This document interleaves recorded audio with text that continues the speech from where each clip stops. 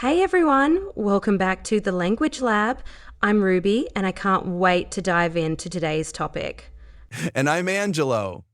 So glad you're all here with us. Ruby, guess what? What? I've been looking forward to this episode all week. Me too. We're chatting about 5 daily habits to learn and improve your English skills. It's going to be awesome. Absolutely. These are tips you can start using right after you finish listening. Exactly. So let's jump right in with the first habit, reading. You know, I always say reading is like opening a door to endless possibilities. Totally. And it doesn't have to be boring old textbooks, right? Not at all.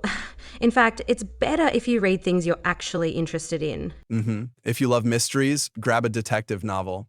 Into sports, read articles about your favorite teams in English. Yes. And for beginners, maybe start with children's books. They're fun and not too challenging. Like The Very Hungry Caterpillar. Exactly. Or even comic books. Oh, comics are great. The visuals help with understanding the story. And don't forget about online blogs and articles. Right. There's so much free content out there. Speaking of which, I was reading this hilarious blog the other day about funny English expressions. Oh yeah? Which one stood out? Break a leg. Imagine someone learning English and hearing that. They'd be so confused. Totally. Anyway, the point is, reading can be super fun. Agreed. Just make it a daily habit, even if it's just 15 minutes. Exactly. Consistency is key. All right, moving on to habit number 2, listening. And no surprises here, podcasts are fantastic for this. Could we be any more biased? Probably not. But seriously, podcasts like ESL Pod and The English We Speak are really helpful. Definitely. And music too. Do you ever listen to English songs to practice? All the time. Though sometimes the lyrics are a bit confusing. Yeah, like what does hit the road Jack even mean? It means leave, but you might not know that at first. Exactly. That's why looking up lyrics can be a great exercise. And audiobooks are another great resource. Oh, I love audiobooks. You can listen while doing chores. Right. Multitasking for the win. Absolutely. And when you're listening, try to get the gist of what's being said. Yeah, don't get hung up on every single word. Exactly. Now, habit number 3, speaking. This one's tough for a lot of people. You can say that again. I remember trying to order food in France and totally blanking. Oh, no. Yep, but that's how you learn. True. One trick is to talk to yourself in English throughout the day. So like narrate what I'm doing? Yes, I'm making coffee now. I need to add sugar. Simple stuff. Interesting. I might try that, though my roommates might think I'm weird. Just tell them you're practicing. Good point. And when you're ready, apps like Hello Talk are great for finding conversation partners. Apps like that allow... Though sometimes it can be hard to find someone consistent. That's true. Online communities might help with that. Actually, I've heard Discord has some language learning servers. Yes.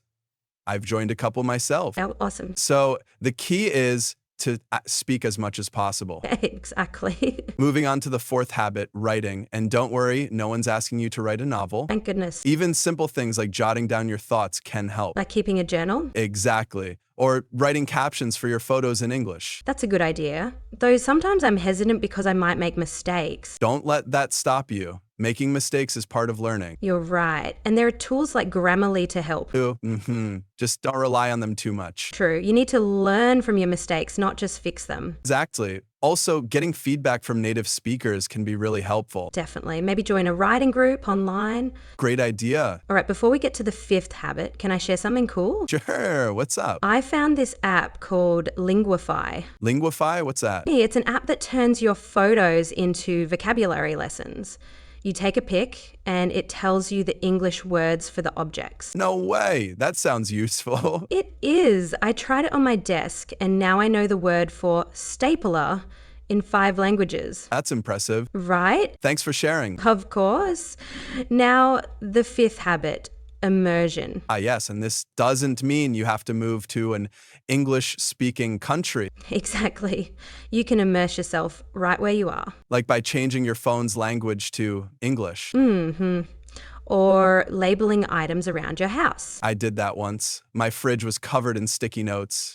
Mine too. But it really helps. It does. And watching movies or shows in English. With English subtitles, if you can handle it. Definitely. It helps reinforce what you're hearing.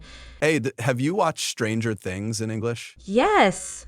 It's great for learning colloquial expressions. Exactly. And it's entertaining, so it doesn't feel like studying. Right.